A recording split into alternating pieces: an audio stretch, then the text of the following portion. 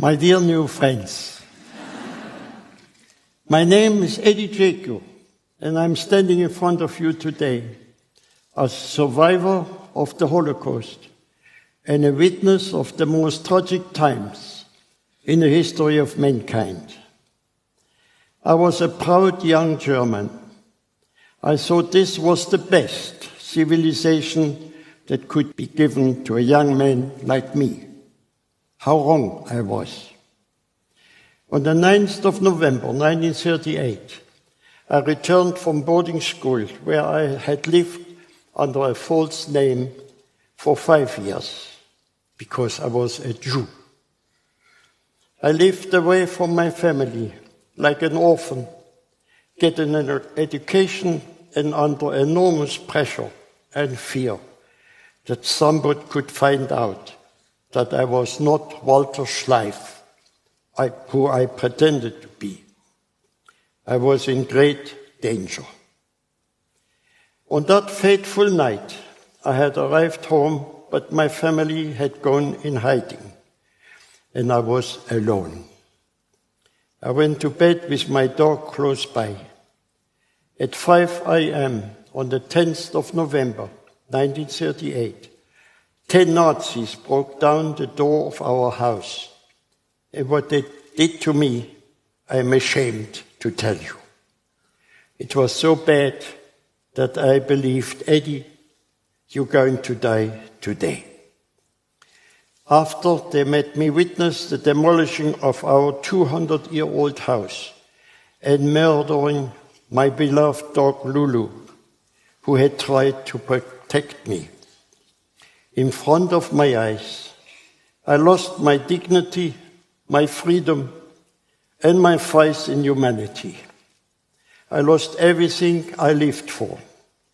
I was reduced from a man to being nothing. What happened to my country where I was born in? The country of my ancestors, the country which produced Schiller, Goethe, Beethoven and Mozart. What had happened to my German friends, who became murderers? At the time, none of us understood that Kristallnacht, the night of the broken glass, when the fronts of Jewish-owned shops were smashed and the shops looted, and homes and synagogues were set on fire, was only the beginning of the nightmare of much, much worse to come. That day I was transported to my first concentration camp, Buchenwald, where I was kept with another 11,000 Jewish men for about 5 months. On the 2nd of May, 1939, I was released. My father picked me up and drove me to Aachen. After 10 hours driving, we made an arrangement with a smuggler to take us into Belgium. I spent 2 weeks there with my dad in an apartment until I was arrested by Belgian police as a German, not a Jew, and interned in a camp with 4,000 other Germans. On the 10th of May 1940, the camp was liquidated. We split up in Dunkirk, and I continued on to Lyon. There I was arrested by French police and sent to Gurs, a terrible camp with 6,000 Germans. After my internments and camps, I was finally transported to what became my hell on earth, Auschwitz. My parents and sister were also transported to Auschwitz, and I was never to see my parents again.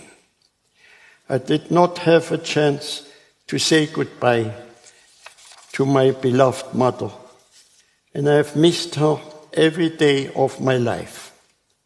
If you have the opportunity today, please go home and make sure you tell your mom how much you love her.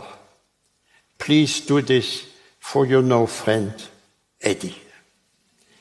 I was lucky enough, managed to escape what became known as the Death March, and I hid in a forest alone for many months before I was found by the American army. But I'm standing here today happy man, who enjoys life with a wonderful wife and a beautiful family. I do not hate anyone. Hate is a disease which may destroy your enemy, but will also destroy you in the process. I'm doing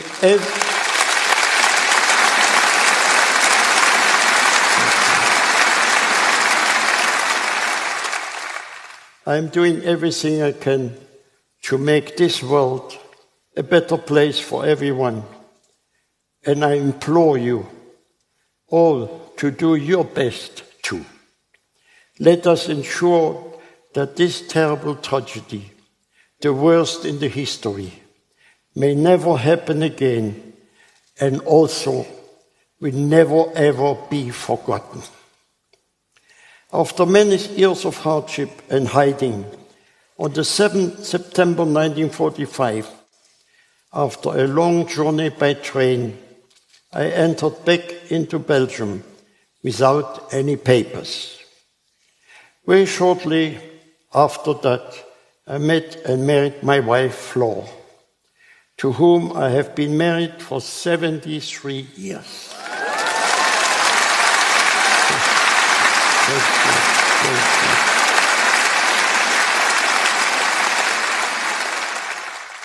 At that time, I was not a happy man, and did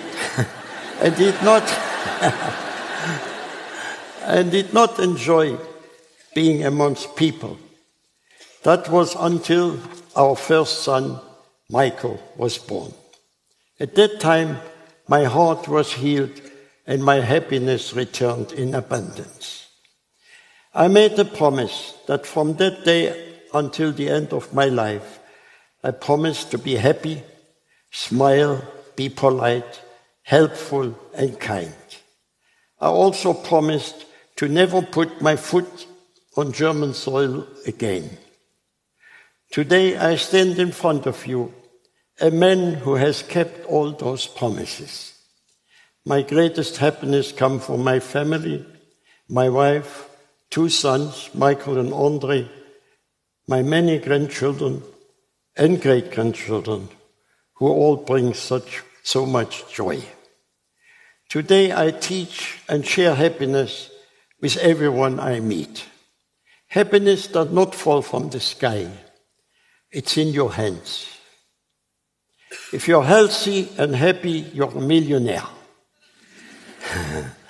Happiness also brings good health to the body and mind, and I attribute to my 99 years of health mostly to the positive and happy attitude.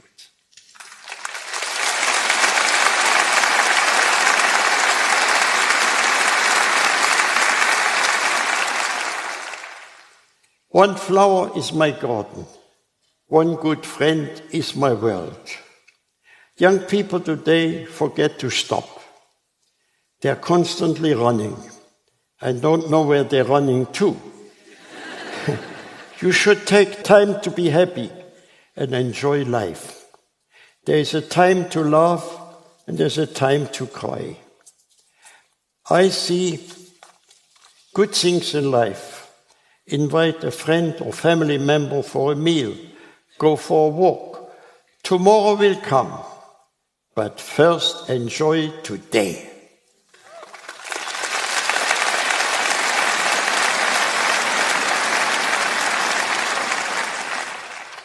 I wonder how people exist without friendship, without people to share their secret hopes and dreams, to share good fortune or sad losses. In the sweetness of friendship, let there be laughter and sharing of pleasure. Good times made better and bad times forgotten, due to the magic of friendship.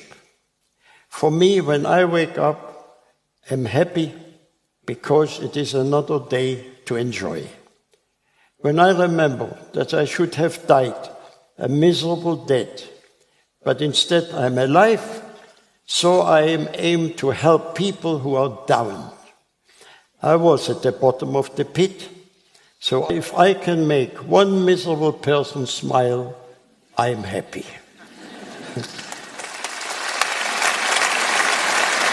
Thank you. Remember these words. Please do not walk in front of me. I may not be able to follow. Please do not walk behind me. I may not be able to lead. Just walk beside me and be my friend.